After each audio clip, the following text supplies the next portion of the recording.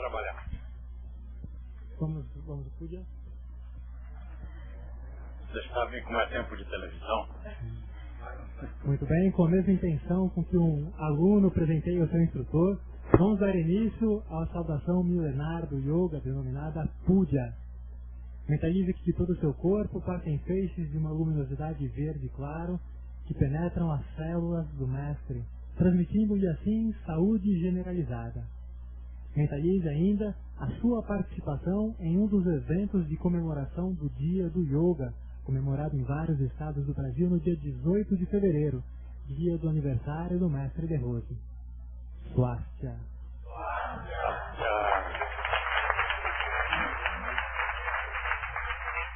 Boa lembrança. Eu já ia me esquecendo, mas realmente, inclusive temos mais uma notícia auspiciosa, é que agora, Lu, se você fica de joelhos, você fica na frente da câmera. Vocês têm que se lembrar que nós estamos com uma câmera funcionando aí na sala. Então, o que eu estava dizendo mesmo? Hoje nós estamos comemorando mais um estado, que é o estado do Mato Grosso.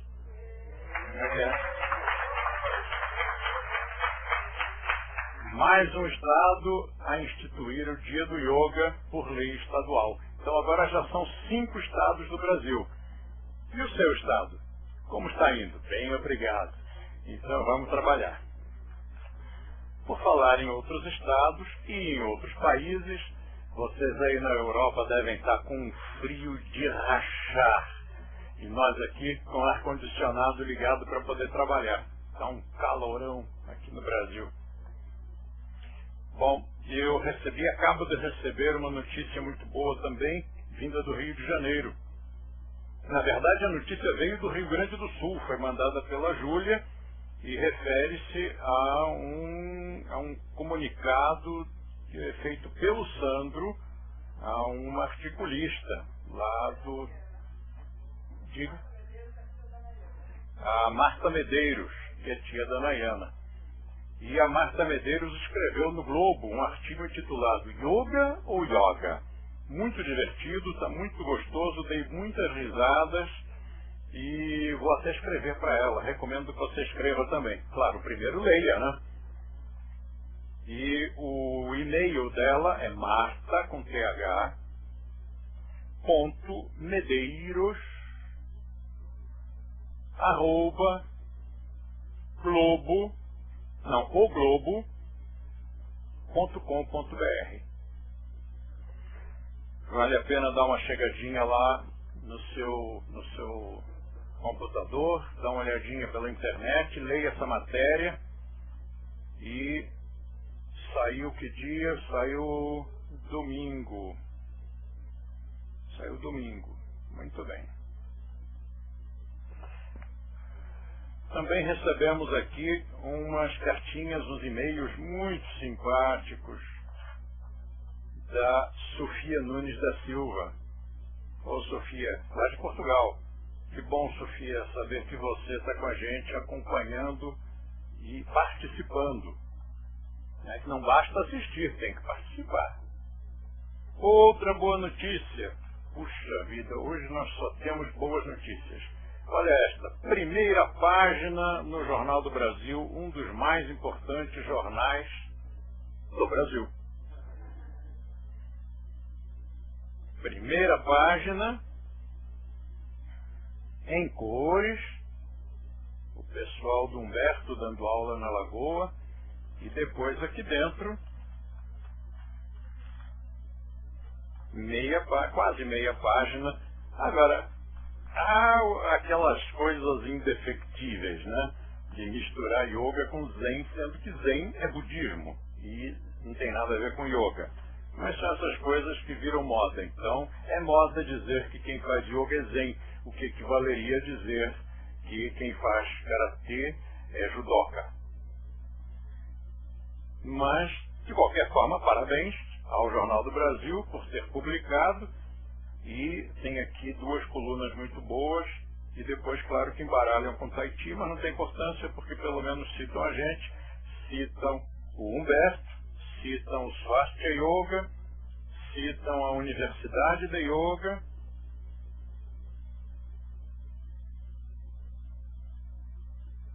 muito bom. Se não me engano, citam até De Rose. Passando os olhos rapidamente, não achei, mas deve estar aí. Então, parabéns ao pessoal do Rio, porque não é só o Humberto, é todo mundo que está lá no Rio, que está trabalhando junto e está produzindo excelentes resultados.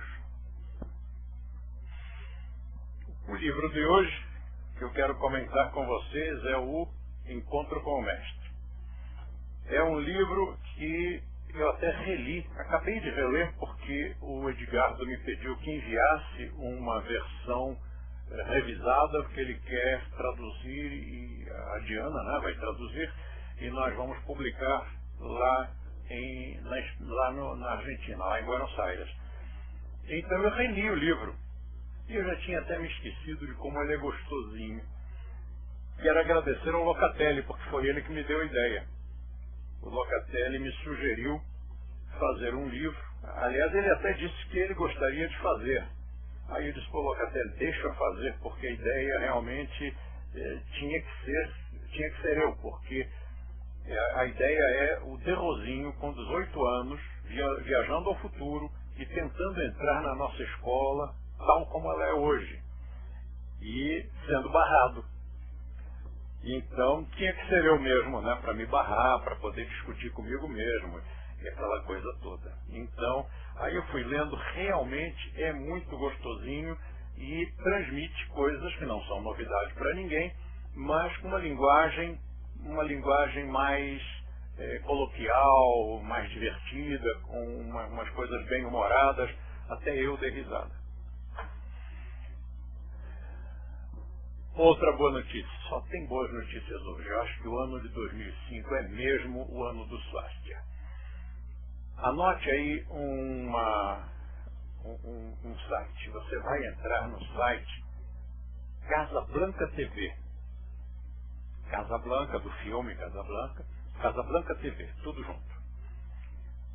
Vai entrar no link Fitness e Yoga. Fitness e Yoga. Yoga sem acento, ninguém é perfeito. Depois você clica em Mestre De Rose. E aí você vai assistir a um programa que foi gravado lá, em que eu faço uma exposição sobre o yoga em geral.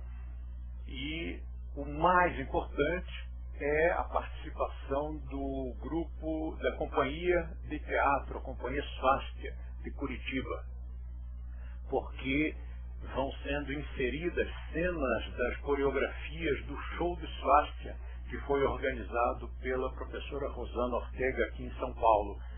E está arrasadoramente lindo. Meus parabéns à Casablanca, meus parabéns à Rosana, que organizou o evento, meus parabéns ao grupo a Companhia de Teatro, Companhia Swastika de Curitiba. Todos estão lindos, maravilhosos, extremamente técnicos, extremamente artísticos, extremamente profissionais. E parabéns à coreógrafa, a Laurita, porque foi sob a sua chibata que o pessoal se comportou tão bem, não falhou os ensaios, e quem precisava emagrecer, emagreceu. Foi uma beleza. Vamos acessar de novo Casablanca TV, link Fitness e Yoga, e depois Mestre De Rose. Nós estamos começando mais um contato, mais uma transmissão com todo o Brasil e com todo o mundo. Então está em tempo de você telefonar para os seus amigos e lembrar a eles que basta entrar no nosso site www.uni, de universidade, uni-yoga, com Y, mas sem acento, e .org. É gratuito, qualquer pessoa é bem-vinda, e nós temos tido uma presença maciça. São milhares e milhares de computadores ligados, e nós queremos bater mais um recorde de computadores do Brasil e do mundo inteiro. A cartinha da Sofia já mostrei. Bom, quando você disser que está indo na sua escola de yoga, é interessante dizer que está indo à universidade, não à unidade, porque unidade a gente usa para dizer Unidade Jardins, Unidade Leblon, da Universidade de Yoga. Mas se você diz, eu vou na unidade, simplesmente, fica perdido, porque unidade não é nada. Né? Se você falar só unidade, não é nada. Outro dia eu liguei para uma professora de um outro estado, atendeu a empregada doméstica e disse, a fulana está na unidade. E aí eu perguntei, unidade de quê? Ela não sabia, claro. Então, é a universidade, eu vou para a universidade. Né? Eu estava na universidade, para inclusive impregnar o nosso próprio inconsciente, porque é preciso que, em primeiro lugar, nós que estamos estudando na Universidade de Yoga e nós que estamos trabalhando nela, ensinando, lecionando, que sejamos os primeiros a assumir que isto aqui é uma universidade, é um estabelecimento de ensino, não é uma academia. Se não for assim, nós vamos transmitir aos nossos alunos e eles, por sua vez, aos seus amigos, uma imagem de academia. Um lugar onde se vai 2 vezes por semana para fazer 1 horinha e ir embora para casa. Então, o nosso trabalho, é claro, vocês sabem, é muito mais profundo do que isso. Também queria pedir a vocês que não enviassem mais doações para os flagelados da tsunami. Nós entramos em contato com a CARE International, entramos em contato com a Unicef, entramos em contato com a Defesa Civil, entramos em contato com a Cruz Vermelha e nenhuma instituição mais está aceitando doações porque há 220 toneladas de alimentos, roupas e água paradas, essas toneladas, no Rio de Janeiro por falta de transporte. Ou seja, vai estragar tudo por falta de logística. Então, essas instituições todas estão pedindo, essas instituições todas estão pedindo que se doe apenas dinheiro. E como nós não queremos nos misturar, nos imiscuir com dinheiro, porque há sempre o risco de um engano qualquer, então eu peço que vocês façam as doações diretamente para a Unicef. Por que para a Unicef? Podia ser para qualquer uma delas, doe para aquela que você gostar mais. Acontece que nós temos já uma intimidade com a Unicef, porque ela já é nossa parceira em Portugal, já nos conferiu aquela medalha que eu há tempos mostrei, depois, daqui a uns dias, daqui a umas semanas eu mostro de novo, está lá no site para quem quiser ver. Então, vamos lá, pronto, vamos divulgar a Unicef. Então, quem quiser doar a Unicef, envie sua doação para o Banco do Brasil, agência 3382, dígito 0, conta corrente 404 700, dígito 1. Depois nós vamos colocar isso na tela, mas se você puder anotar, já ganha tempo. E depois o Itaú, Banco Itaú, agência 0542, conta corrente 40140, dígito 1. 40140, dígito 1. E CNPJ da Unicef, porque se você fizer transferência, se fizer DOC de um banco para o outro, pedem o CNPJ. Então, é 03 744 126 0001 69. Agora a Vivi vem ao quadro e escreve tudo isso aqui, que é para a gente depois poder mostrar novamente ao nosso pessoal. A aula de hoje é dedicada aos SINs, aos leões dos grupos de líderes. Eu participei da última reunião do grupo de líderes aqui de São Paulo e fiquei muito bem impressionado. Nem tanto pelo que eu escutei, porque eu participei só um pouquinho. Eu já cheguei no meio e tive que sair. Mas pela vibração, pelo que eu senti, pela seriedade, pelo engajamento, pelo carinho, pela maturidade, equilíbrio, vontade de realizar. Então, meus parabéns. Assim como nós temos o grupo de líderes de São Paulo, nós temos também nas outras cidades, nós temos nos outros países. E o que são os líderes? São instrutores de qualquer grau e nível, mesmo novatos, mas que querem realizar. Tem uma energia dentro deles, eles querem fazer, querem acontecer. Então são líderes, porque vão liderar movimentos, vão à frente, vão realizar e vão catalisar as pessoas que estão à sua volta. Então, meus parabéns a todos os leões do Swastika. A aula de hoje é dedicada a eles. Então, nós vamos ter a nossa aula de hoje e os avisos já foram dados antes de eu chegar. Então é o seguinte, nós vamos combinar assim. A nossa casa, a nossa família está muito grande, está cada vez maior, não tem como impedir que cresça porque o instrutor se forma. Ele tem carinho pela casa em que se formou. A maioria quer trabalhar conosco. Então o que acontece? A gente cresce. Depois o instrutor que já está trabalhando conosco resolve que quer abrir, que já está em tempo, já se passaram alguns anos, ele já ganhou experiência, fez seu pezinho de meia, agora ele quer abrir a sua escola. O que a gente vai dizer que não?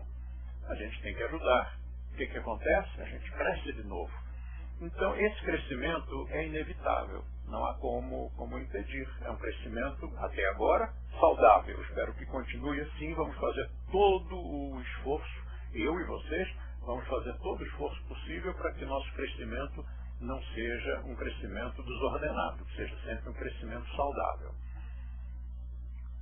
E, por causa disso, nós temos que tomar uma série de cuidados no nosso trabalho diário, para que as escolas continuem trabalhando com pouca gente.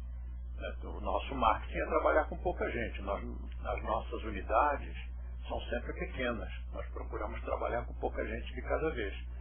Porque, se não for assim, nós acabamos tratando o aluno como se ele fosse um número e não como uma pessoa.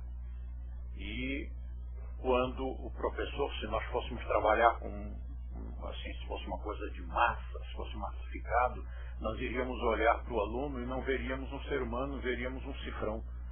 Então nós queremos trabalhar com pouca gente. Nossas salas são todas pequenas, todas, no Brasil todo e fora do Brasil, nossas salas são pequenas, para trabalhar com pouca gente. Mas o crescimento vai acontecendo. Então, o que ocorre é que muita gente tem avisos para dar. E a família crescendo, chega uma hora que não vai ter espaço mais para aula. A gente só vai dar aviso. Vamos chegar aqui e dar avisos dessa escola, avisos daquela escola, desta federação, daquela federação, do sindicato, disso, daquilo. Então nós já havíamos combinado há tempos que nós vamos dar apenas os avisos desta unidade e da outra unidade que pertence à mesma diretora, que é a Fernanda Nais. Então essas duas unidades dão os seus avisos. E damos também os avisos da Federação de Yoga do Estado de São Paulo e do sindicato. E acho que é só isso, né, Fê? São só esses avisos. Os outros avisos, mesmo assim, é um montão. Então eu peço que vocês economizem. Né? Se tiver um evento que vai ocorrer daqui a 2 meses, não comece a falar nele já, porque começa a ocupar espaço. Eu acho que eu vou começar a cobrar. Né? São os nossos comerciais. Por enquanto são gratuitos. Mas é legal que vocês economizem os avisos, porque na vez passada, por exemplo, eu senti que foi muito aviso. Acaba até confundindo, não adianta nada. A gente dá um monte de avisos, o pessoal em casa não registra. Se nós dermos 2 ou 3, todo mundo registra. Se nós dermos 8, 10, ninguém registra mais nada. Então, quem quiser divulgar, traga por impresso, né, imprima, e a gente aqui distribui pelos presentes. Depois, se eu não me engano, no site tem um espaço, né, para divulgar. Ponha no site, é tão melhor. Né, em vez de a gente falar, está lá escrito. E o mundo inteiro vê. Então, ponha no Orkut. Então, vamos ver a nossa aula de hoje, que já estava prometida, Corpos do Homem e Planos do Universo.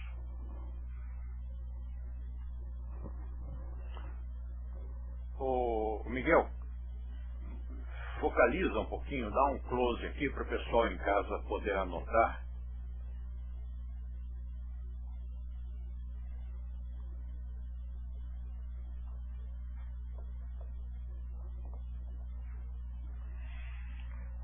Muito bem.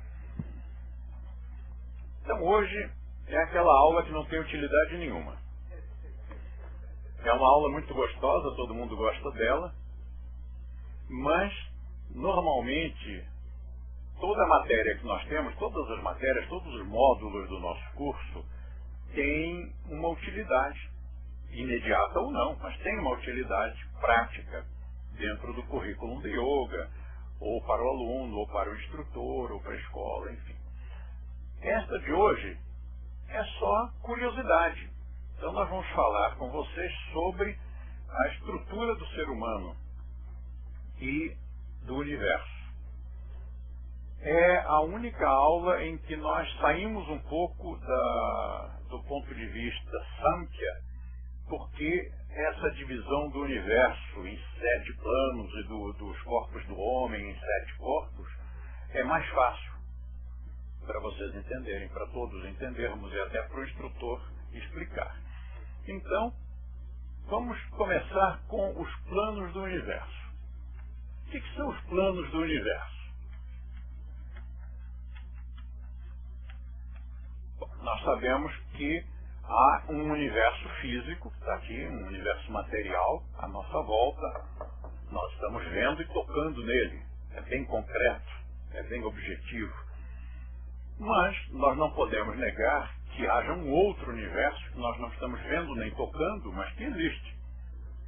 As ondas, as vibrações, ondas hertzianas e a energia como um todo, o magnetismo, a eletricidade, você não vê, mas ela existe. Então é um outro plano do universo, que não é material, mas que nós conhecemos como plano energético.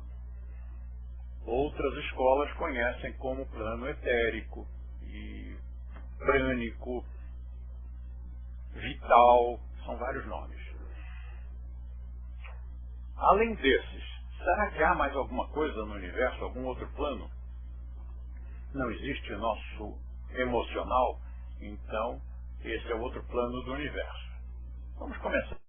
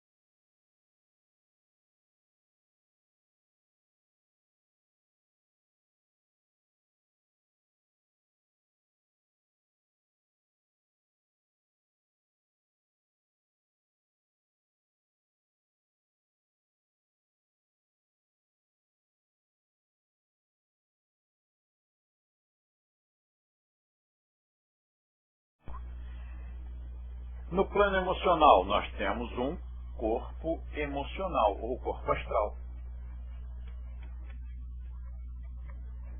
Ou também chamado corpo de desejos.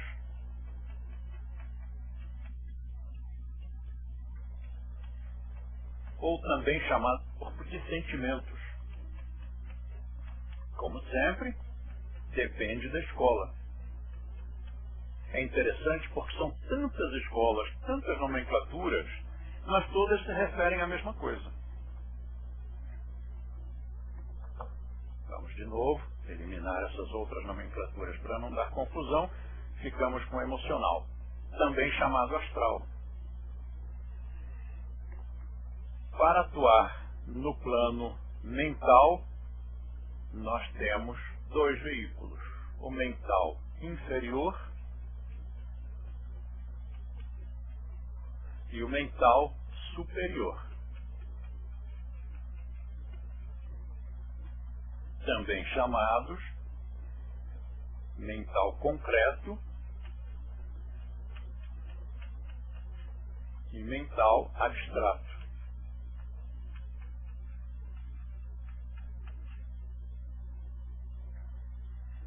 No intuicional, nós temos um veículo, que é também chamado corpo intuicional, ou búdico, que provém de Buddhi, de onde se deduz que Buddha tinha um trabalho muito intenso nesta área intuicional.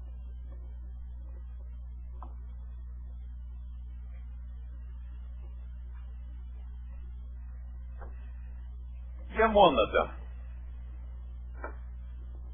No plano monádico, nós temos o self, a mônada, o purusha. Então vamos começar aqui com mônada, mas que é também o purusha, o Atman, o self, o si mesmo. Quanta nomenclatura! Parece que o ser humano não fica satisfeito com as coisas como elas são, né? O ser humano tem que ir dando outros nomes, outros rótulos, outros títulos, e com isso vai criando cismas, vai criando dissidências nas filosofias, nas empresas, nas religiões, nos esportes, nas famílias, em toda parte. É uma característica mesmo desse bichinho.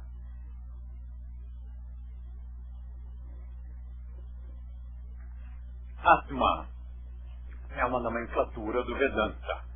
Purusha é uma nomenclatura do Sankhya, ambos termos sânscritos. No Ocidente utiliza-se mais, nas filosofias ocidentais, utiliza-se mais o termo self, si mesmo, ou mônada. Mônada é muito utilizado também pela teosofia.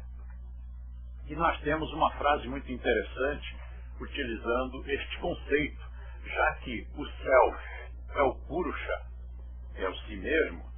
Nós temos uma frase que diz: yoga é muito bom para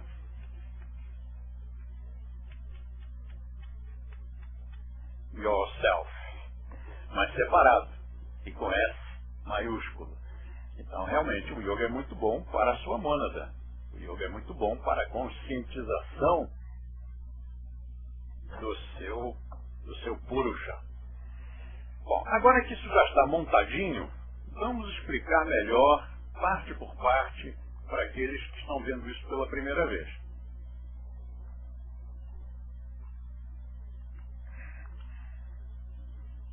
O universo não é apenas aquele que se vê. Na verdade, aquilo que nós vemos é uma grande ilusão. Já dizem as filosofias hindus, há milhares de anos, tudo isto é Maya, tudo isto é ilusão. E eles têm razão. Apesar de começarem a dizer isso há tanto tempo, nós ainda não assimilamos. E a ciência contemporânea confirma que tudo que nós estamos vendo é ilusão. Nós estamos vendo rede é branca, mas é ilusão. As cores são ilusões, são apenas percepções do nosso cérebro. E isso aqui parece muito sólido, mas nós sabemos que há espaços enormes, há mais espaços do que átomos. Mas, como nós tocamos e os campos impedem que nós possamos penetrar ou atravessar essa coisa que nós dizemos sólida, então nós temos a ilusão de que isso aqui é mesmo sólido, que está tudo preenchidinho. Nós vemos a luz. Mas quantas outras ondas e vibrações estão vindo junto e nós não estamos vendo nada? Como nós não vemos os raios beta e gama e outros tantos. Então, realmente, há um universo muito mais rico de cores, de sons, de percepções, e que o ser humano capta apenas dentro daquela faixa extremamente limitada. Como será que um cão, um gato, uma minhoca, uma formiga, como será que eles captam essas mesmas ondas e vibrações, esses comprimentos todos de onda que existem à nossa volta? Será que a telepatia é telepatia mesmo? Será que, ao pensar, você não está emitindo palavras? Só que essas palavras, este ouvido aqui não capta, é preciso um outro ouvido mais especializado para captar. Então, de repente, todas essas coisas tidas como sobrenaturais, como paranormalidades, começam a tomar um aspecto muito mais simples, muito mais natural. E eu queria que a gente estudasse isso dessa forma, de uma forma mais natural. Ou seja, não se fala aqui de espírito. Eu não sei o que é espírito. Eu não sei o que é espiritual. Eu acho que se perguntasse para cada pessoa o que você entende por espiritual ou por espírito, cada um diria uma coisa diferente.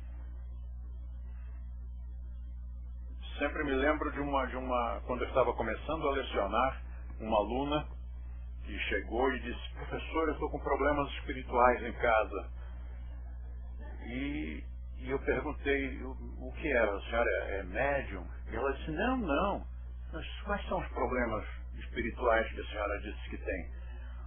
É que meu marido bebe muito, aí chega em casa, bêbado, briga com todo mundo e bate na gente. Bom, isto ocorreu há 40 anos, hoje o nosso público é muito diferente. Mas ela chamava isso problema espiritual.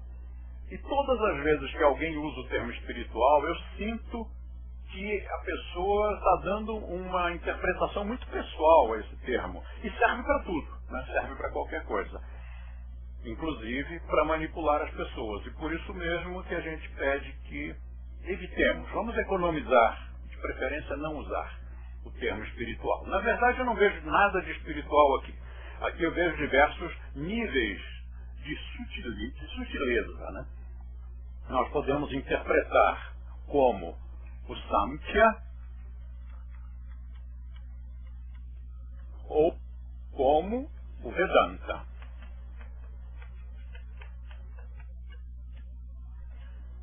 Segundo o Vedanta, o universo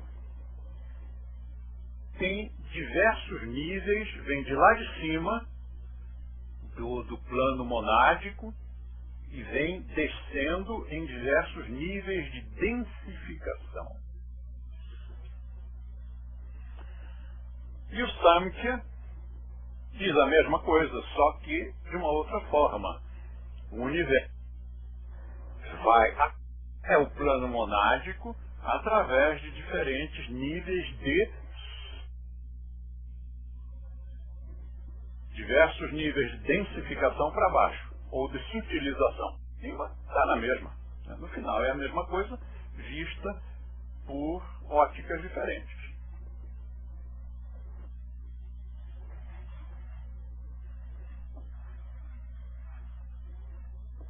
Então vamos imaginar agora, vamos começar por aqui, pelos planos do universo. O que são os planos do universo? Imagine que você tem um balde, um recipiente, e você encheu esse balde com pedras, pedregulhos, até a borda. Passou uma régua e não cabe mais nenhuma. Se puser mais uma e passar a régua, ela é arrancada. Então está cheia, não cabe mais nenhuma. Está cheia de pedregulhos. Mas nós ainda podemos colocar ali, no meio, brita, pedrinhas moídas, pedrinhas pequenas. E elas vão se acomodar nos interstícios ali entre as pedras maiores. E você ainda consegue colocar uma boa quantidade dessa brita, dessa pedra britada. Mas era o mesmo lugar, que já estava cheio. Agora não cabe mais nenhuma pedra. Nada mais do plano físico. Já enchemos com o denso e com o energético. E agora? Agora não cabe mais nada. Não cabe mais nada, mas você ainda pode pôr areia. Ainda cabe muita areia. Uma quantidade enorme de areia. Pronto, lotou. Mesmo batendo, vibrando, não cabe mais areia. Mas você ainda pode colocar água. Ainda cabe muita água, mas é o mesmo espaço. Só que agora é mais sutil o elemento que você está colocando. Lotou, não cabe mais água. Bom, agora não cabe mesmo, né? Mas você ainda pode colocar ar, você pode colocar gás, você pode gaseificar aquela água. Agora não cabe mais nada. O que mais que a gente vai pôr além disso? Você ainda pode pôr eletricidade, magnetismo, calor, radiação. Você pode colocar uma porção de outras coisas ali, naquele mesmo espaço. Cada vez mais sutil. E assim é o universo. Nós preenchemos o universo com diferentes níveis de sutileza. E para atuar nesses diferentes patamares, nós temos que ter veículos com densidade igual. Senão nós não conseguimos. Por exemplo, eu vou dar um exemplo muito convincente. Eu vou ter uma experiência aqui com você. Está vendo este apagador? Eu vou colocá-lo aqui. E vou usar a minha mente para levantar esse apagador daqui.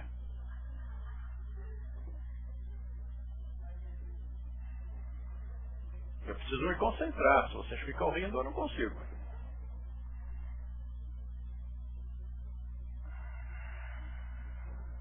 Pronto. E os aplausos.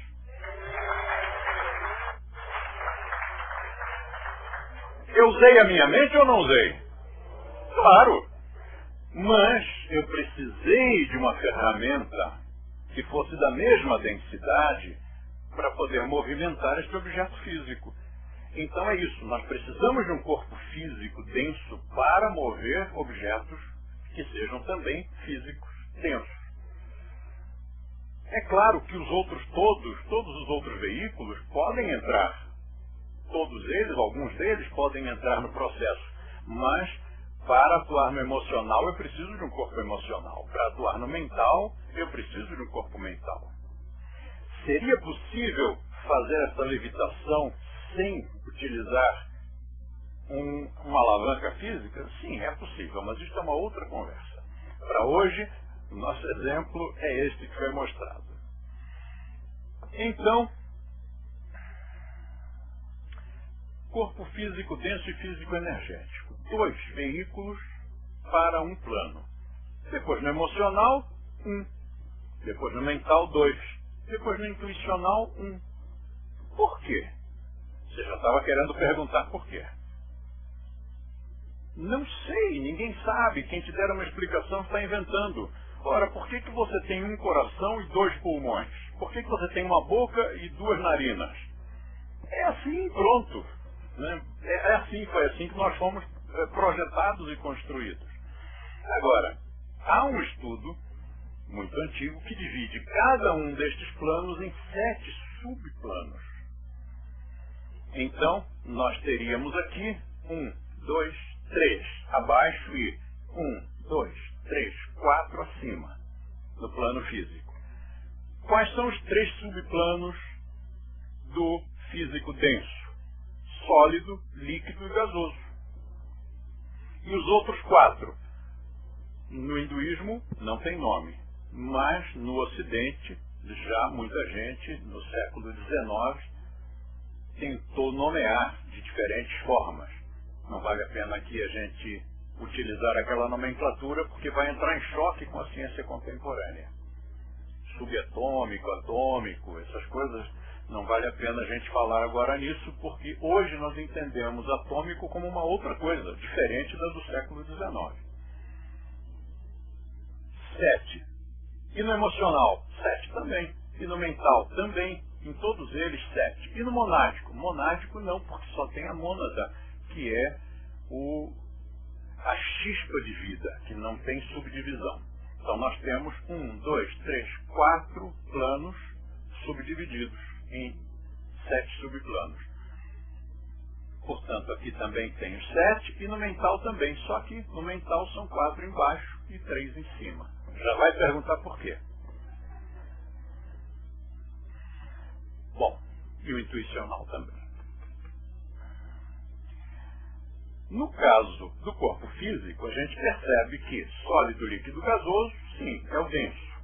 E os outros 4 que não tem nome, pelo menos no hinduísmo não tem nome, são a parte energética. Diferentes níveis de sutilização da energia. E o emocional? Por alguma razão nós só temos um veículo emocional, mas tem os 7 subplanos. E esses 7 subplanos geraram no folclore, na mitologia de diversas filosofias e religiões, uma quantidade de simbolismos, né, de representações, mas uma das mais interessantes é que o baixo astral, quer dizer, este plano aqui de baixo, foi chamado de inférios, ou infernos. Foi o inferno, é considerado assim. E o subplano mais elevado do astral é chamado de alto astral. Então, o baixo astral é o inferno e o alto astral é o céu. É o céu na terra, é o céu em qualquer parte em que a gente esteja. Então, se você consegue ter um emocional que mantenha você numa vibração lá em cima, no alto astral, você vai estar o tempo todo no céu, não precisa esperar morrer. Em compensação, se você tem um baixo astral, meu amigo, sua vida é um inferno. E o meio? O meio foi simbolizado como purgatório, quer dizer, aquele nível intermediário.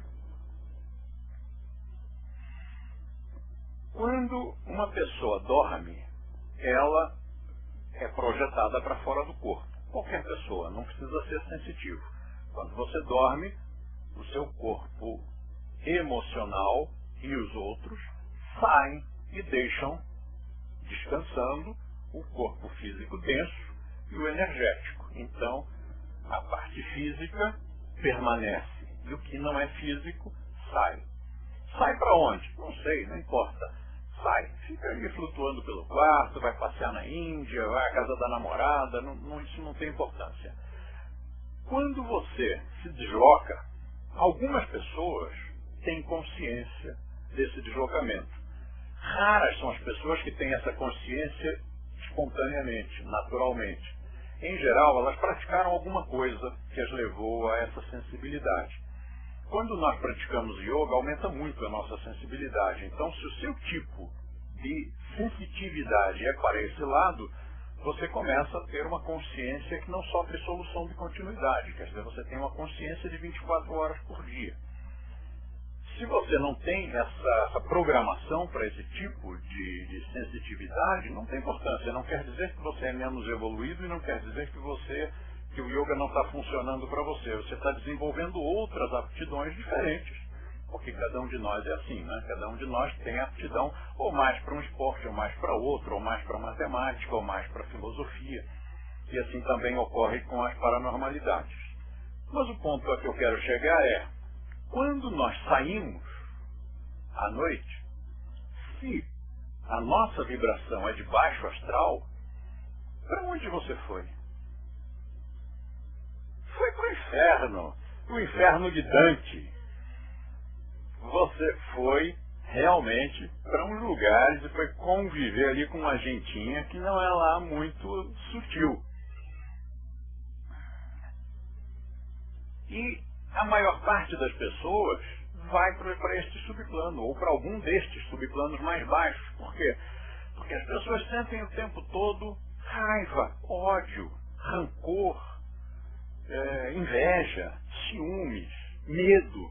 Ou seja, todas aquelas vibrações densas e viscosas que puxam você para baixo.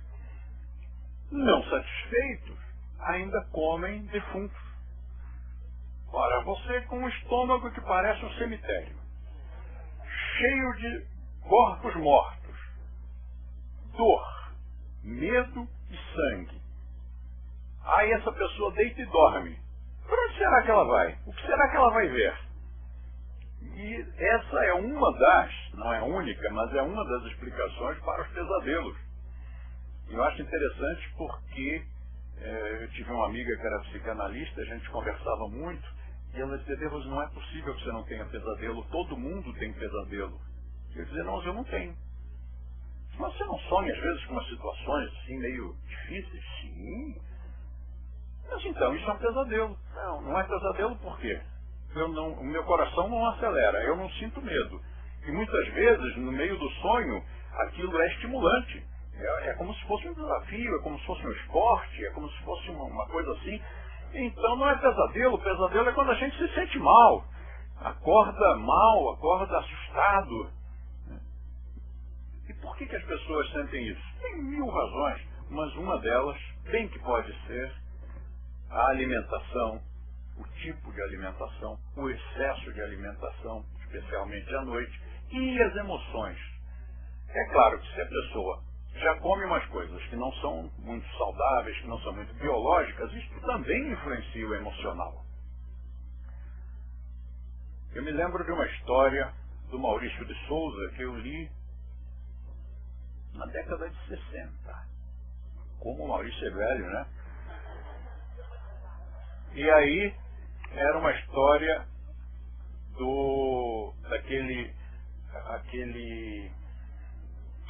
aquele dinossaurinho verde, como é o nome dele? Vocês também leram, né? E o Horácio é um dinossauro vegetariano.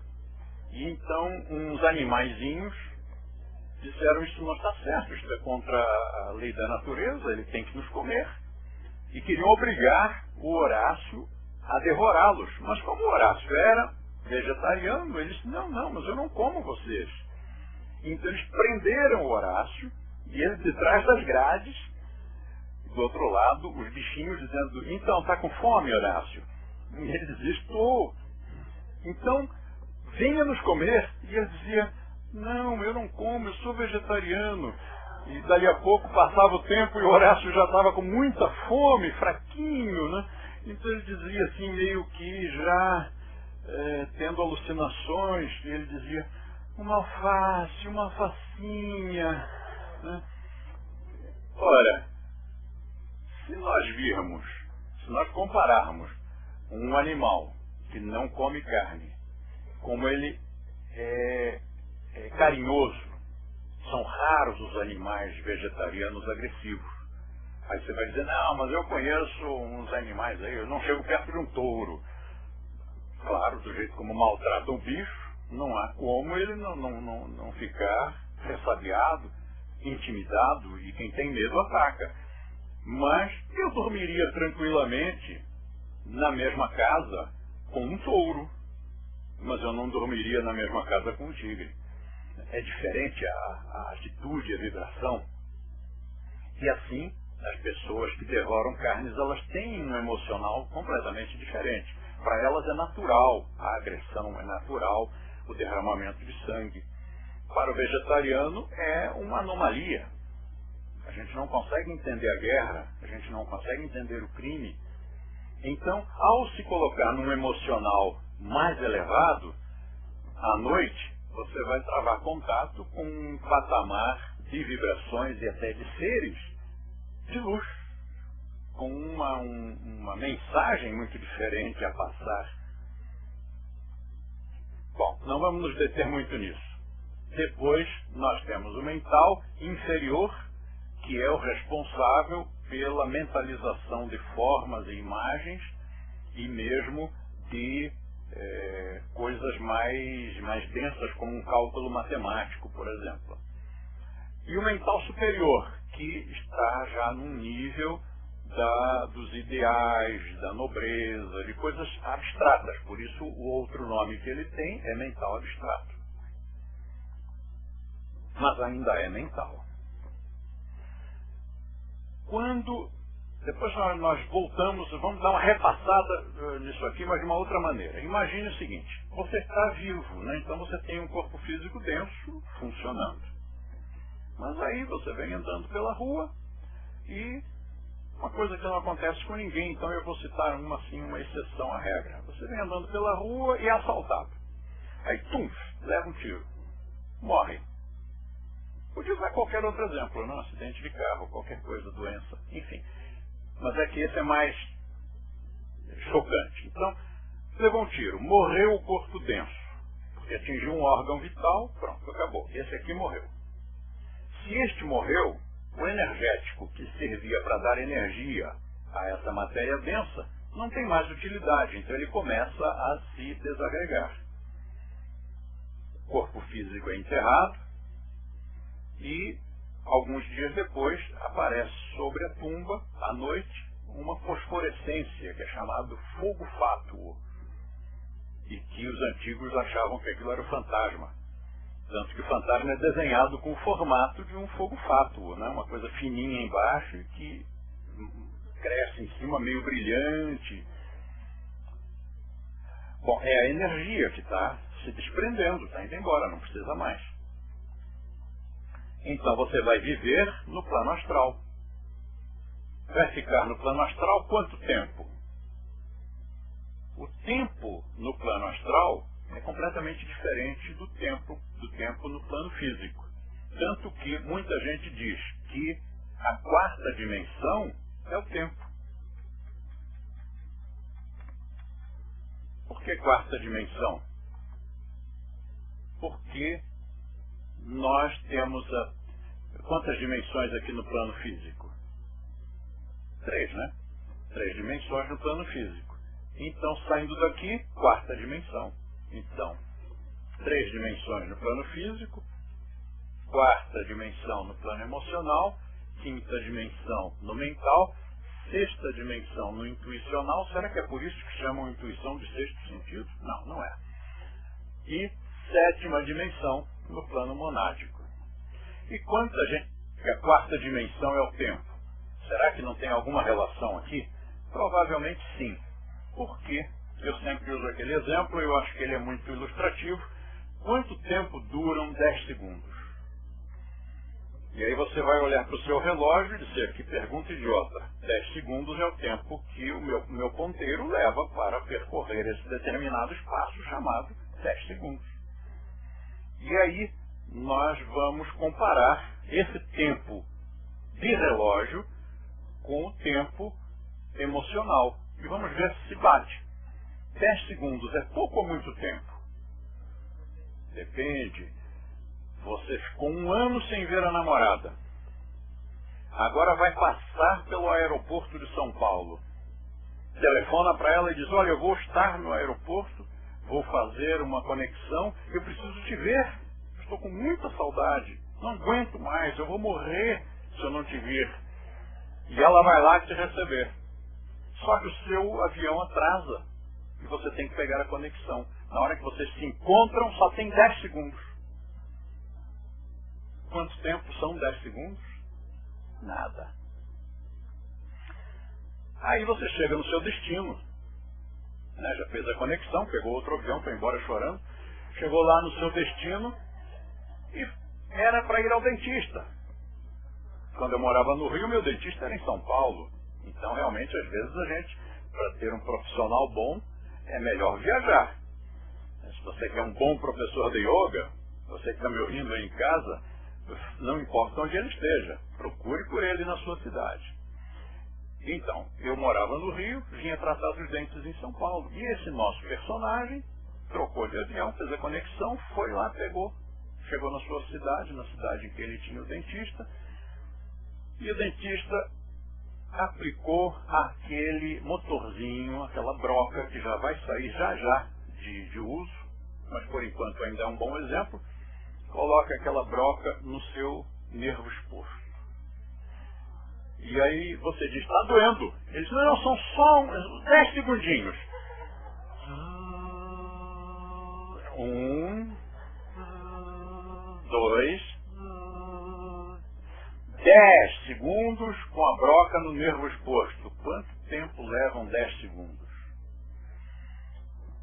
Realmente, o tempo sofre uma distorção desde o emocional, mas em todos os outros. Nós sabemos que na meditação existe uma outra distorção de tempo incrível, enorme. Então, nós não podemos considerar anos terrestres o tempo que você vai permanecer no emocional. Morreu, foi para o emocional, foi para o plano astral. Quanto tempo vai ficar lá? Não dá para calcular pelo calendário daqui de baixo. Mas, considerando que, se você estiver no inferno, é como se estivesse com a broca no dente lá, com o nervo exposto, então nós podemos dizer que você vai ficar para sempre no inferno. Parece que não acaba mais. Em compensação, se você for para o céu, é muito gostosinho, mas provavelmente você já vai logo passar para o grau seguinte. O fato é que, assim como aqui embaixo você precisa de alimento denso, de alimento físico para poder subsistir, aqui você precisa de alimento emocional, que são os sentimentos, são os desejos. Se você aqui não comer mais, não alimentar o corpo físico com o alimento material, o corpo físico morre, deixa de existir. Lá no emocional, se você também parar de dar emoções, o emocional para de existir. Então vamos colocar aqui do lado os nomes sânscritos desses corpos. O corpo denso chama-se Ana, que quer dizer alimento, Maya, que quer dizer ilusão, Kosha, que quer dizer veículo. Ana Maya Kosha, corpo ilusório feito de alimentos. O outro é Prana Maya Kosha, corpo ilusório feito de energia. Bateu certinho, energético.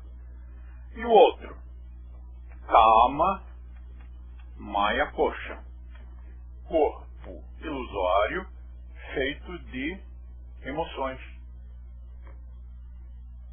Tem mais? Tem. Mano Maya Kosha. Devia ser Manas Maya Kosha, mas por uma regra do sânscrito, aqui vai ocorrer uma contração e vai virar Manomaya Kosha.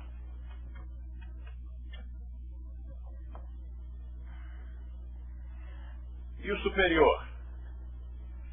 Vijnana Maya Kosha.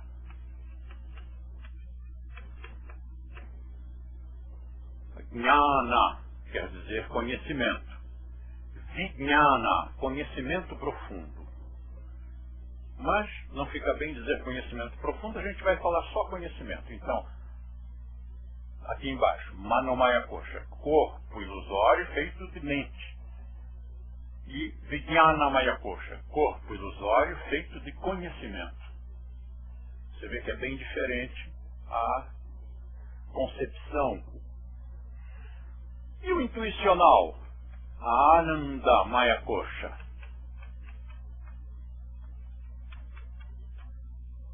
Ananda quer dizer bem-aventurança, felicidade inefável. Então, corpo ilusório, feito de felicidade inefável, feito de bem-aventurança. Por isso, como este aqui é o veículo da meditação, não se compreende que uma pessoa se sente para meditar assim. Ué, mas isso é um estado de bem-aventurança? Isso é um estado de felicidade inefável? Me parece muito mais um estado de contração muscular, nervosa, emocional. Essa pessoa não está feliz. E é por isso mesmo que, como o de baixo influencia o de cima influencia o de baixo, já dizia a Tábua de Esmeralda do Hermes Trismegistus, que o que é embaixo assim é em cima e o que é em cima assim é embaixo, para que se faça a harmonia do todo. Então, no momento em que você se senta para meditar e dá aquela descontraída, solta a testa, assume um ar de sorriso, não é ficar dando risada, mas assume um ar de sorriso, você está mais próximo da meditação do que se contraindo todo. Agora, olha a curiosidade. Todos eles são Maya, coxa, veículo ou corpo ilusório. Todos eles. Por que eles são ilusórios?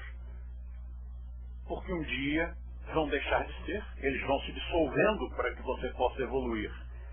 Então todos eles se chamam assim: Amna Maya Kosha, Prana Maya Kosha, Kama Maya Kosha, Mano Maya Kosha, Vijnana Maya Kosha, Ananda Maya Kosha.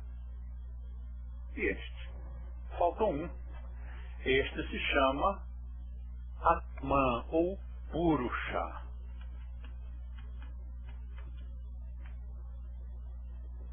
Atman. Você pode escrever com M ou N no final ou sem nada. Atma. Alguns etimologistas dizem que daqui veio o termo alma em português, passando por ânima. Ânima. Em latim.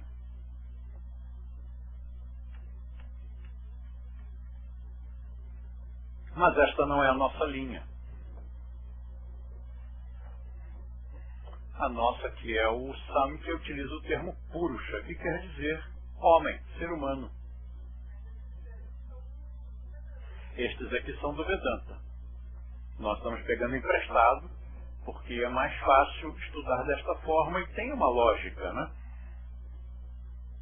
Até um sinal de tolerância, porque às vezes as pessoas acham que a gente não gosta do Vedanta, ou que a gente não gosta de determinado tipo de yoga, e não é isso.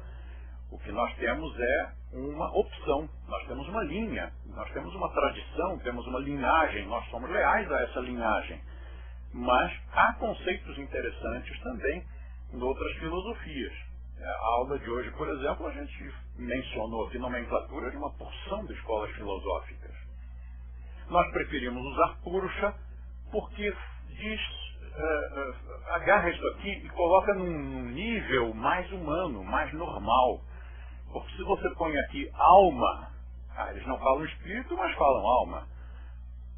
E olha como é diferente. A prática do yoga leva a sua evolução em direção ao Atma, a alma. É uma conotação. Agora, a prática do yoga leva você à evolução em direção à evolução do homem, a evolução pessoal. Eu gosto mais. Pronto, é questão de gosto. Estou habituado com isso aqui. E o que nós dizíamos? Faltou alimento físico, ana, que quer dizer alimento físico. O corpo físico denso se desmancha, morre. Faltou energia, o energético para de funcionar. Se faltar emoção, desejo, o emocional também para de funcionar, é como se morresse. E como nós estamos num processo evolutivo, depois que nós vivermos tudo o que temos direito neste plano emocional, que também é uma ferramenta de evolução, Algumas escolas, especialmente da linhagem brahmacharya, acham que o emocional não tem que ser valorizado. Mas eles também dizem que o corpo não tem que ser valorizado. E aí fica um pouquinho difícil, né? Você poder viver, trabalhar, amar, constituir família, e, enfim. Sob esse ponto de vista, isso seria mais aplicável a mosteiros, que não é o nosso caso. Então, a gente usufrui do plano físico, tudo que a gente tem direito, mas quando ele exaurir, quando ele terminar, vamos para o próximo. Também vamos utilizar essa etapa evolutiva da melhor forma possível e usufruir da melhor forma, e quando isso se desgastar, não tem mais emoções a ser consumidas ali, naquela fogueira, a gente passa para o nível seguinte. E assim sucessivamente. Só que aqui nós temos um fenômeno interessante. É que há uma divisão de 4 corpos embaixo e 3 em cima. Os 4 corpos de baixo são chamados de quaternário inferior e representados por um quadrado.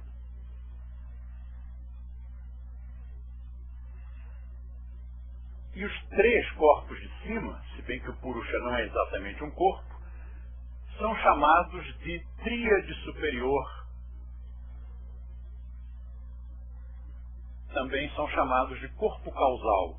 Juntando os 3, eles são tratados como se fosse um corpo causal, porque daqui vem a causa, a causalidade sobre os corpos de baixo.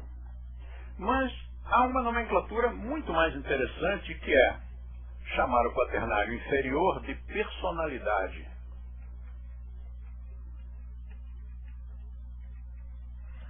E a tríade superior de individualidade. E aí tudo fica mais fácil. Por quê? Personalidade provém de personam, que significa máscara. E, na verdade, a nossa persona, a nossa personalidade, não é mais que uma máscara vestida naquilo que você realmente é, a sua individualidade. Um personagem. Se assume aquele personagem. É o doutor fulano de tal, é o magistrado, é o professor, é o mestre. Então, o que é isso? É a personalidade. Você nasceu, ganhou um corpo físico denso.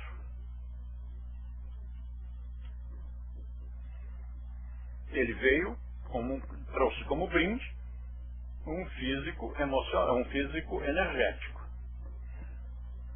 Também teve que ter uma emoção e uma mente mental inferior. Então, o que é isso? É a nossa personalidade. Se você prestar atenção, a psicologia e a psicanálise dedicam-se ao quaternário inferior. Trabalham a personalidade do indivíduo. Não é à toa que essas ciências chamam-se psi. O que é o psi?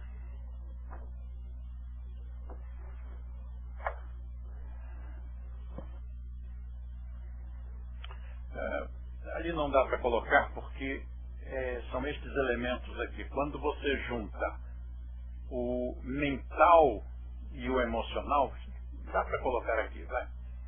Essa metade do mental, né? Metade de baixo do mental e o emocional, esses dois juntos, chamam-se em sânscrito kama manas, mas chamam-se em grego psique.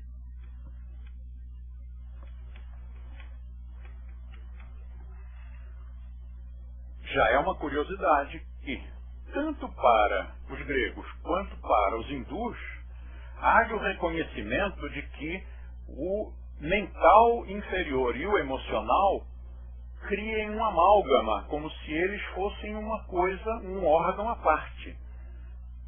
E por que isso? Para justamente fazer a conexão do inferior com o superior. Então, no sânscrito, isso se chama Kamamanas, que significa o quê? Desejo e pensamento. Então isto é a área chamada Psi.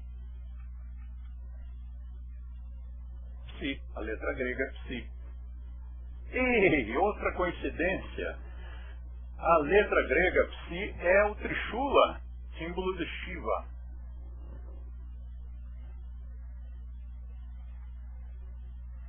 Mas é claro que é só uma coincidência. Agora, se nós fôssemos para o território reencarnacionista, isto aqui nos ajudaria bastante a entender algumas coisinhas. A nossa escola não é reencarnacionista e nem é contra. Simplesmente, como trata do yoga antigo, esse yoga mais antigo é tão velho, é tão antigo, tão ancestral, que é anterior à teoria da reencarnação. E é por isso que a gente não usa.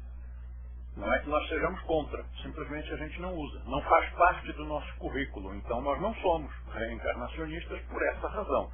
Nem afirmamos, nem negamos, porque não faz parte do nosso estudo.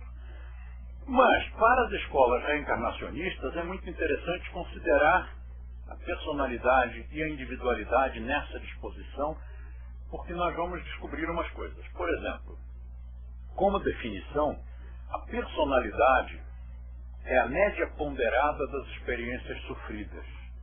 E a individualidade é a síntese das mesmas. Então vamos ver isso devagar. A personalidade é a média ponderada. Por que ponderada? Porque dependendo do indivíduo, uma mesma ação pode ter efeitos completamente diferentes. Você chega aqui para conversar comigo e eu sou um mestre muito bravo. E aí eu brigo com você. E aí, como é que você reage? Eu brigo feio mesmo. E aí, como é que você reage? Este aqui reage com indignação. Ficou revoltado. Este aqui não ficou... Aquele ele sentiu raiva. Esse aqui não sentiu raiva. Este sentiu o quê? Tristeza. Ué, mas foi o mesmo estímulo. Tanto para aquele quanto para este. E este terceiro? Este agradeceu. Obrigado, porque assim eu evoluo. Tem que ser duro mesmo comigo. É a sua função e a minha de discípulo. Ora, mas esses três indivíduos receberam o mesmo estímulo. Os três ganharam uma bronca. Grosseira. Mas esta persona recebeu determinados estímulos ao longo da sua vida que tiveram peso diferente desta outra e daquela outra. Ao crescer, primeira, segunda infância, adolescência, coisas aconteceram na vida desta pessoa que tiveram um peso mais para cá ou mais para lá. Então criou uma média ponderada das experiências sofridas. O pai deu-lhe uma bofetada. Um menino ficou traumatizado pelo resto da vida. E o outro? O outro, já dando risada, ficou um sem vergonha. Nunca mais ninguém dava jeito nele. Foi para ser bem. Então é a média ponderada das experiências sofridas. E a individualidade é a síntese das mesmas. É como se fosse um microfilme, é como se fosse um arquivo zipado, em que fica tudo ali guardadinho. Não manifesto, mas produzindo reações. Então, este indivíduo, lembra que ele morreu? Levou um tiro, morreu. Fogo fato, saiu. Foi para o inferno ou para o céu, viveu lá um tempo, fez uma festa e passou para o novo nível, que era o mental inferior. Como o mental no ser humano ainda está muito incipiente, ainda não está desenvolvido, ele fica lá pouco tempo. Todo mundo fica pouco tempo no mental inferior. E aí? Aí começa tudo de novo, nasce outra vez. Se for pela teoria reencarnacionista. Porque precisa passar por uma quantidade de experiências, isto exige tempo. E o corpo físico não vive esse tempo todo. É matéria, a matéria se deteriora, ela acaba. Então tem que voltar, começar tudo outra vez. Mas com isso vai evoluindo. Então supõe-se que com o arquivo que tem aqui, da próxima vez, ele já não vai ser tão troglodita. Já vai ser uma pessoa um pouquinho mais educada, um pouquinho mais inteligente, um pouquinho mais sensível para as artes, para a cultura, para a filosofia, para o comportamento, para tudo. E se isso não ocorrer? Problema dele. Você pode aprender com prazer ou aprender com dor.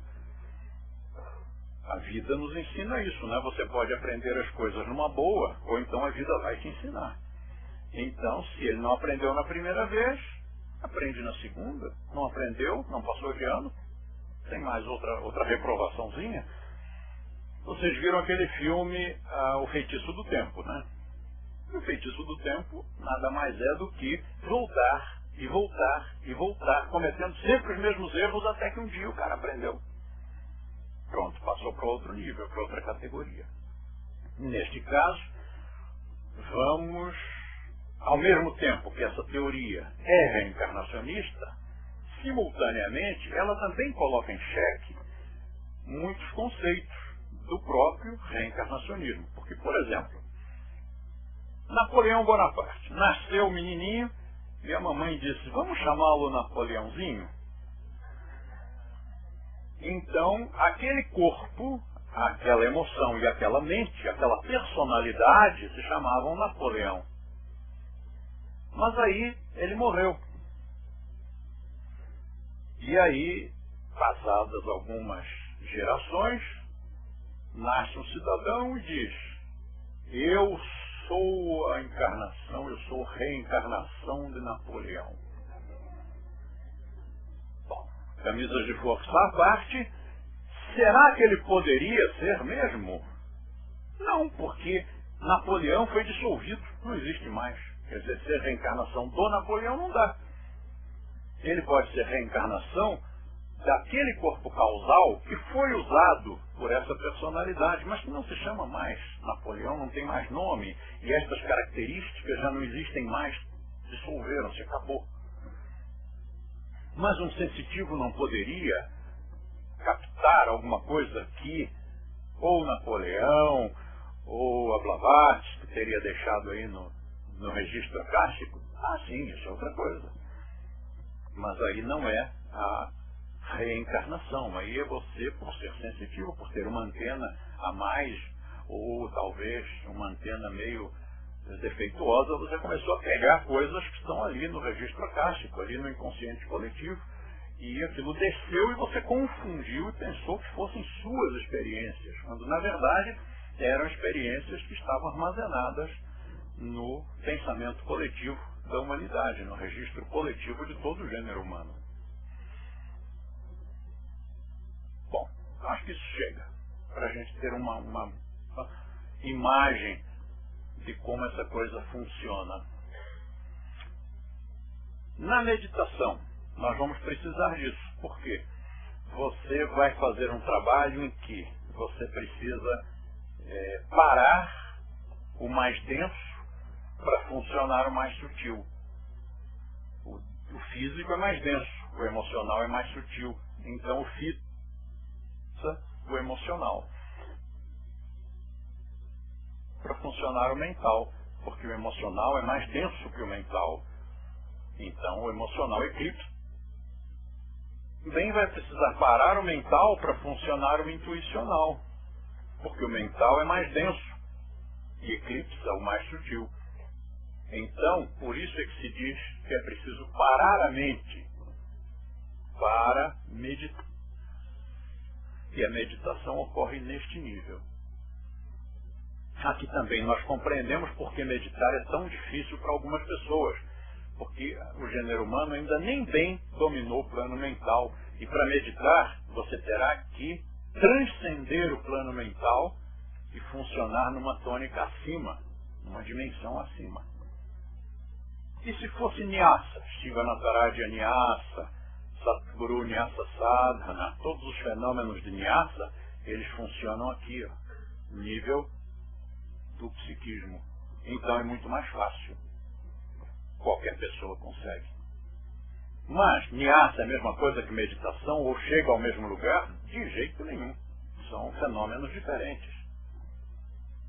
Na meditação, você vai parar a mente e começar a funcionar com um outro organismo completamente diferente e que tem outros parâmetros, tem outro... Imagine você trazer a sua consciência por um canal não mental, não intelectual. Para nós isso parece impossível, né? Pare a sua mente. E aí a pessoa diz, mas como? Eu vou perder a consciência? Este tipo de consciência, sim, porque você vai entrar na superconsciência, mais consciente, mais lúcido, porque é um patamar acima. Existe uma consciência física, existe uma consciência emocional, existe uma consciência mental. Nós estamos perseguindo a consciência intuicional como próxima meta. E depois disso, consciência monádica, do Purusha, ou hiperconsciência. Então, se nós formos localizar o consciente na mente, no mental, que é o que normalmente a gente faz mesmo, né? Se você está com a sua mente funcionando a todo vapor, com muita clareza mental, a gente diz que você está consciente. Mas se você está dormindo, a gente diz que você não está consciente. Desmaiou, não está consciente. Está em coma, não está consciente. Então, nós localizamos, que a gente tem a tendência de ser assim um pouco centrado no seu mundo, né? O seu mundinho é o centro do universo. Se nós estamos agora conquistando o mental, o centro da consciência é o mental. E abaixo do mental a gente chama de subconsciente. E lá embaixo no físico, aqui não tem consciência nenhuma, então é inconsciente.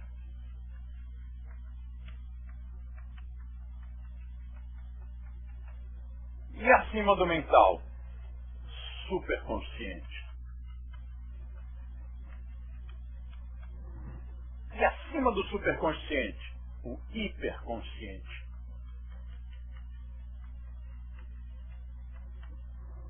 E onde está o samadhi? Está lá. Meditação e samadhi. Explique meditação, explique samadhi. Praticamente impossível. A gente tem uma aula de meditação. Nós vamos dar daqui a um mês, mas não sei bem. Mais para frente nós vamos ter uma aula de meditação. Nós vamos voltar a este quadro para estudar a meditação. Mas nós vamos levar 1h e tanto tentando explicar conceitos mentais, alguma coisa que não é mental, que está acima do mental. Só serve mesmo para ilustrar, porque você só vai ter uma noção do que é meditação na hora em que você entrar em meditação. Enquanto não entrar, não tem jeito. Tem mais algumas coisas, mas eu acho que por hoje está bom. Acho que a gente já rabiscou bastante esse quadro negro e nós temos ainda uma entrevista e uma reunião e os avisos. Então nós temos uma porção de coisas para fazer ainda hoje. Então, encerrando, Swastika.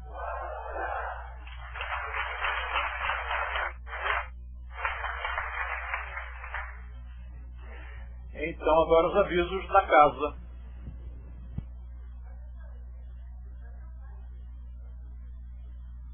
Então, galera, vamos para os mais importantes e depois a gente vai. Então, hoje é o último dia para inscrição do curso do mestre de Rose Asanas para Coreografia. Você está muito interessado, quer fazer, corre, dá tempo, dá uma ligada para a Chandra. Corre no telefone, claro. Dá uma ligada para a Chandra e assume aí sua inscrição. Outro recadinho é o curso de Mahashakti. Grande sucesso entre as instrutoras aí da rede. E só que se você não correu, tem até amanhã. Só para se inscrever. Então, corre, são R$70, sem comentários. E no próximo dia 5 de fevereiro você não pode perder aqui na sede central, baile de carnaval, fantasiado, claro. Então vai ser no dia 5, sábado, 22 horas. É isso aí. Eu me sinto, Beto, eu me sinto na obrigação de explicar o que é esse baile de carnaval. Realmente, eu preciso explicar isso. Eu não gosto de carnaval e muita gente do yoga também não gosta. Mas eu sei que tem uns que gostam, especialmente a moçadinha. E aí nós ficamos pensando, a gente no carnaval não faz nada, fica só meditando, né, aquelas coisas. E a moçadinha vai fazer o quê? Vai brincar carnaval num ambiente cheio de carnes, fumo, álcool e drogas, em péssima companhia. Então, é melhor, já que vão brincar mesmo, então que façam isso num lugar saudável, sem álcool, sem drogas, sem fumo e em boa companhia com colegas que também são praticantes de yoga. Então a história é essa, né? Fazer um carnaval saudável, com alegria e sem aquelas coisas que estragam até a festa. Tem mais aviso, né, que eu interrompi.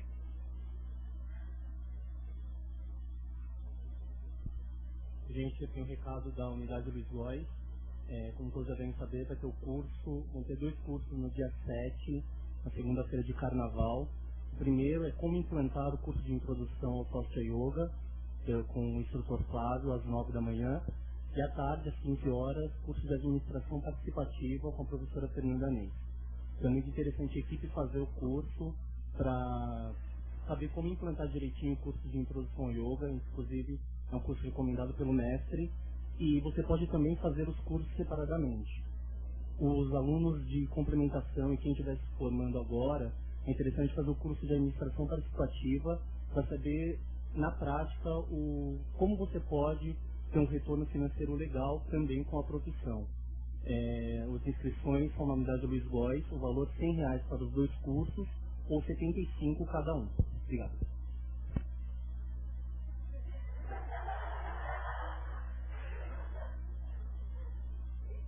Pronto, acabou?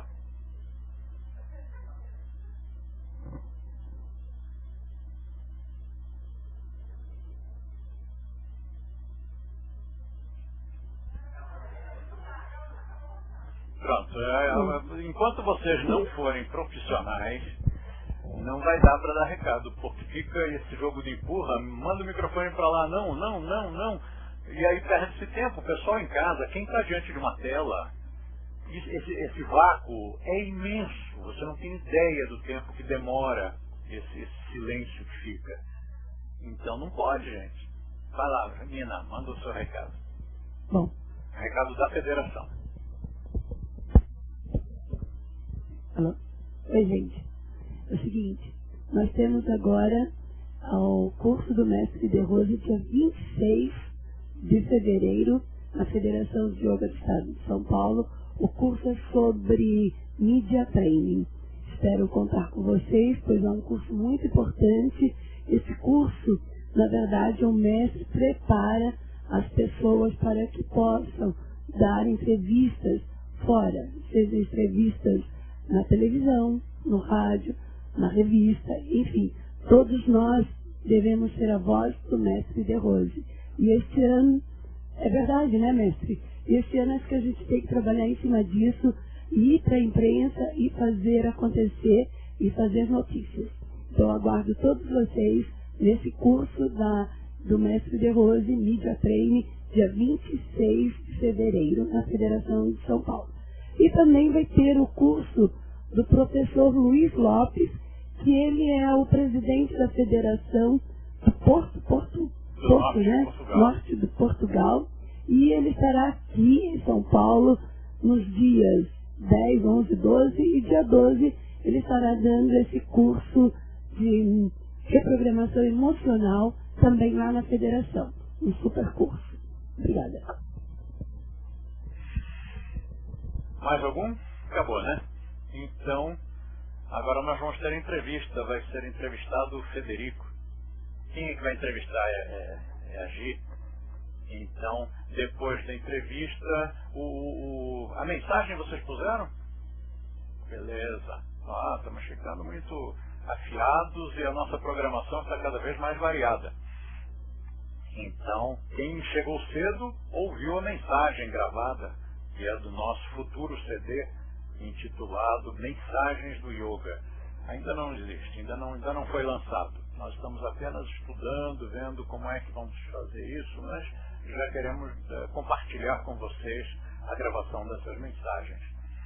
Então vamos agora para a entrevista.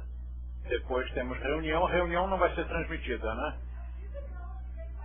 Ah, sim, a aula que vem é carnaval, mas tem aula, porque a gente aqui trabalha Natal, Ano Novo, Carnaval, feriado, não importa. A gente trabalha todos os dias.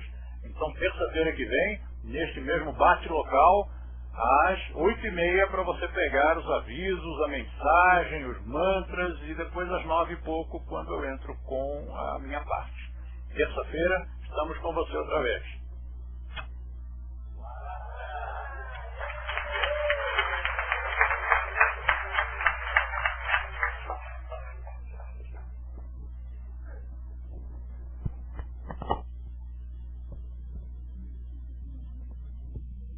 Boa noite, eu estou aqui com o instrutor Federico, natural de Buenos Aires, e agora, atualmente, ele integra a equipe da Unioga, Administração Central. E aí, Fede, tudo bem? Tudo bom. Oi. Oi, pessoal, tudo bem?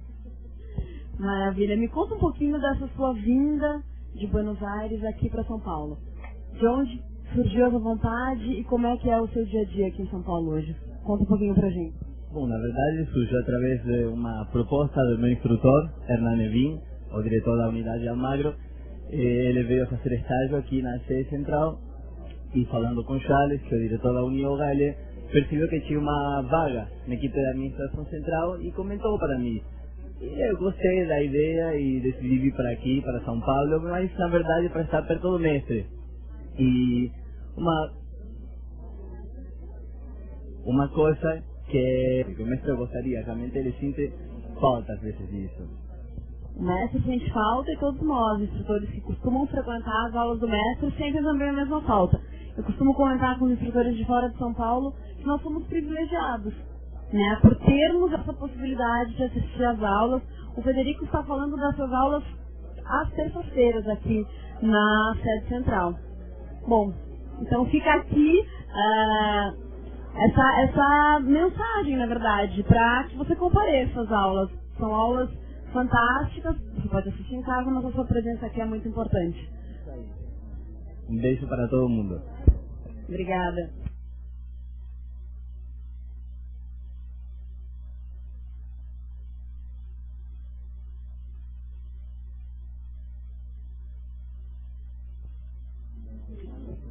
Bom, eu estou aqui com a Rosana Ortega, presidenta do Sindicato Nacional dos Instrutores. Rô, que legal te ter aqui. Bom, eu vou pedir para você falar um pouquinho da Semana do Yoga, que é um evento que vai acontecer aqui em São Paulo. Bom, fala um pouquinho mais. Você sabe todos os detalhes, datas, enfim. Pessoal, vocês não podem perder esse evento. Nós vamos ter do dia 25 ao 31 de março, nós vamos parar São Paulo. Em todos os bairros vão ter atividades gratuitas, vão ter atividades interessantes relacionadas ao yoga. Cursos, aulas em parques, em praças, em empresas, enfim. Todos os lugares onde tiver Swastika Yoga, a gente vai parar para comemorar a Semana do Yoga, que é do dia 25 a 31 de março. Um dos atrativos mais importantes, quer dizer, um dos grandes atrativos é o show de Swastika, que é a oportunidade de você assistir, então, aquele espetáculo maravilhoso que vem do pessoal lá de Curitiba, organizado pela Laurita. Isso vai acontecer no dia 25 de março, à noite. Todas as instruções estão no site, que é o mundodoyoga.com.br. Aliás, hoje a gente já está com uma versão nova. É uma versão ainda beta. Se você achar algum defeitinho, avisa a gente. Mas lá já tem toda a programação, todos os detalhes. E você sempre pode virar para a sede do sindicato para perguntar. Vou aproveitar também para falar do sindicato. O sindicato vai ter nessa data, na Assembleia do Yoga, uma Assembleia Geral. Vai ser a primeira Assembleia Geral. E é muito importante que você participe. Essa Assembleia vai ser no sábado, às 15 horas. E eu quero que todos os instrutores do Brasil de Yoga se programem para estar nela. E ela foi pedida pelo nosso advogado, por uma questão muito importante que vai ser discutida na Assembleia, porque a gente precisa gerar uma ata, que é um documento assinado por muitos instrutores, para a gente poder fazer uma ação judicial relacionada ao nosso sindicato, a viabilização dele. Então, assim, programe-se mesmo, você vai receber uma convocação em casa do sindicato, quem é filiado vai ter direito de voto, e vai ser muito importante essa assembleia. Tanto que a gente passou 3 anos, não teve necessidade, agora a gente precisa mesmo, tá? Dia 26 essa assembleia. Beleza?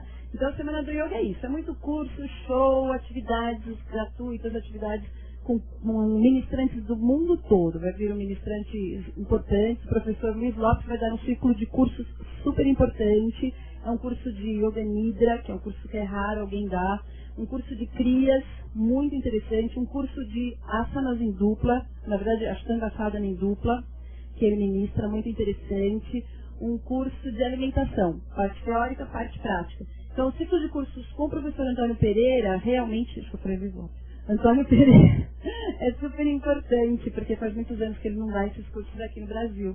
E muitos outros, professor Malê, mestre Sérgio Santos, professora Renata Sena, Edgardo Caramella, todo esse pessoal que representa o que há de melhor no yoga no mundo. Então fique ligadíssimo e inscreva-se rapidinho. Muitas coisas, muitos cursos, atividades de muita qualidade, sem dúvida, seriedade e profissionalismo. Rô, repete só o site para as informações para a Semana do Yoga. mundodoyoga.com.br. Então, mundodoyoga.com.br. Você já vai ver na primeira tela o link para o site. Aliás, uma coisa, uma novidade. Também nessa mesma tela tem um link que é para você dar um download do show de Swastika. Tem um pequeno trecho de alguns minutos do show de Swastika que ocorreu no AMB em novembro do ano passado. Se você perdeu, então corre lá, dá o download, vê como é que ficou um trechinho, né? Só para você ter assim o gostinho. Quando tiver o DVD aprovado e pronto, você vai poder ver o show completo. Ou então no dia 25 de março, indo lá no Teatro Humboldt, custa R$35.